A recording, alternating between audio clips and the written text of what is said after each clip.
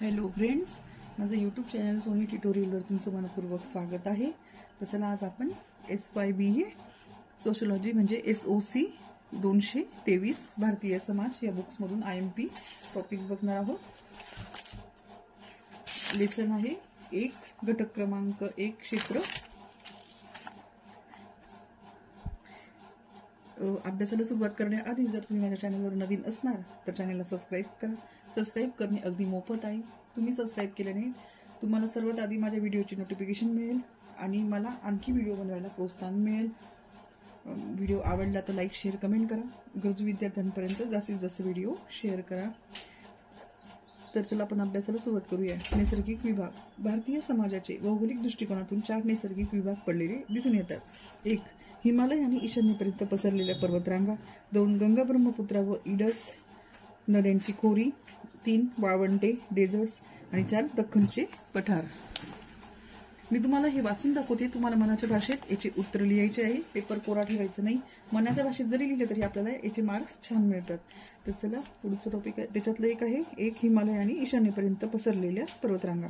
हिमालयाच्या 3 पर्वतरांगा समांतर असून त्या खूप मोठी पठारे व दऱ्यांनी वेढलेल्या आहेत। उदाहरणार्थ काश्मीर व कुलू।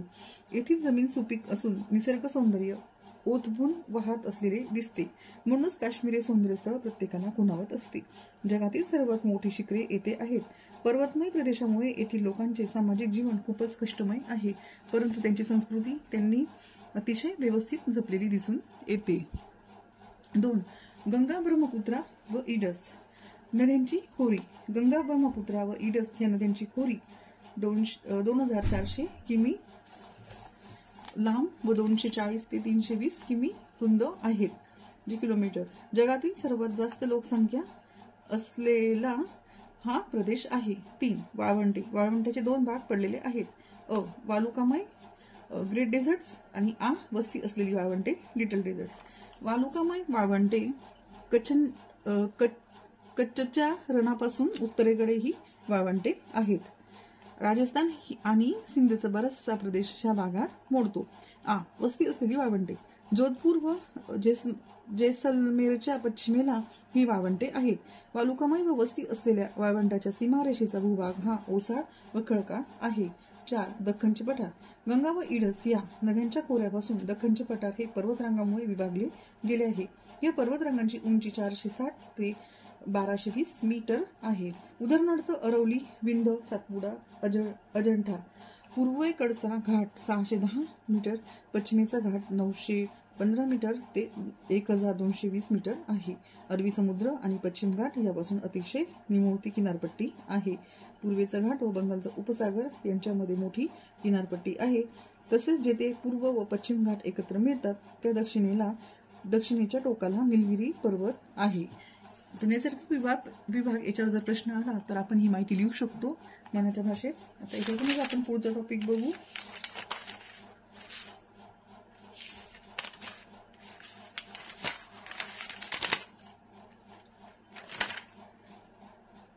नद्यांचं जर विचारलं माहिती तर आपण नद्या बघूया।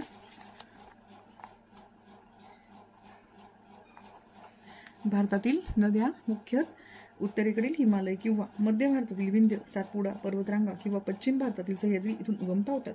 पश्चिम घाटातील नद्या कमी अंतराच्या व अरबी समुद्राला मिळणाऱ्या आहेत, तर नद्या पूर्व, आग्नेय, दक्षिण दिशाकडे वाहत जाऊन बंगालच्या उपसागराला मिळणाऱ्या आहेत। दक्षिण आणि उत्तर भारत वेगळे करणाऱ्या तापी व नर्मदा ह्या मोठ्या नद्या मात्र पश्चिमेकडे वाहत जाऊन अरबी समुद्रास मिळतात। गंगा, सतलज, रावी, बियास, चिनाब, ब्रह्मपुत्रा, यमुना, घाघरा, गोमती, गंडकी, शोण, कोसी, चंबळ, बटवा, महानदी, शरावती, गोदावरी, कृष्णा, कावेरी, पेन्नार इत्यादी प्रमुख नद्या भारतात आहेत। साधारण नद्यांचे 4 भागात वर्गीकरण केले जाते। 1 हिमालयीन नद्या। 2 पठारच्या नद्या। 3 समुद्र किनारपट्टीच्या नद्या। 4 अंतर्गत सखोल भूभागातील नद्या।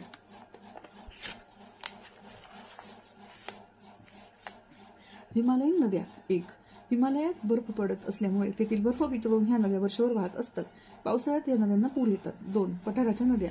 या नद्या पावसाळ्याच्या पाण्यावर अवलंबून असल्यामुळे वर्षभर वाहत नाहीत, तसेच त्यांचा प्रवाह कमी जास्त होत राहतो। 3 समुद्र किनारपट्टीच्या नद्या।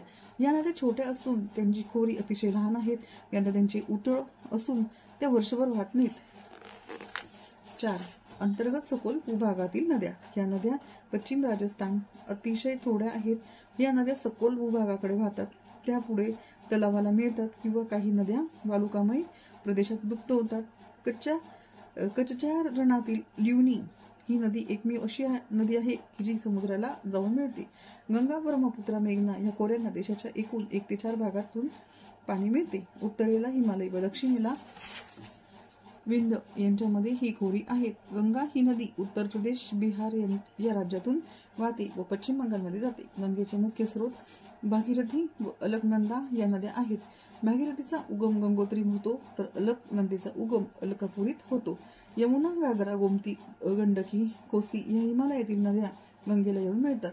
गंगेच्या खोऱ्यातील सगळ्यात पश्चिमेकडची नदी ही यमुनोत्री या पर्वत शिखरातून उगम पावते. यमुना, गंगा या नद्यांच्या संगम अलाहाबाद येथे होतो. गोदावरी ही दख्खनच्या पठारावरची सर्वात मोठी नदी आहे. भारताच्या 10% भूभाग या नदीच्या खोऱ्यात येतो. त्या खालोखाल कृष्णा या नदीचा क्रमांक लागतो व त्यानंतर महानदी हिचा क्रमांक लागतो. नर्मदा व कावेरी यांची खोरी सारखीच आहेत. तप्ती व पेनार या छोट्या पण शेतीच्या दृष्टीने महत्वाच्या नद्या आहेत. अशा प्रकारे भारतातील नद्या असून त्या मानवी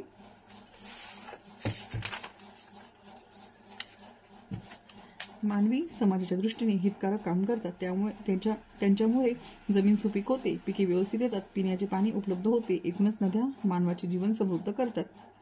तर असाही प्रश्न आला की नद्या मानवाचे जीवन कसे समृद्ध करतात, तर तुम्ही असं उत्तर लिहू शकता. उलट फिरवून सुद्धा ते प्रश्न असं विचारतात टॉपिकवरती, तर तुम्ही पॉईंट्स लक्षात ठेवले पाहिजे. चला आता भेटू पुढच्या व्हिडिओमध्ये पुढच्या टॉपिक सोबत.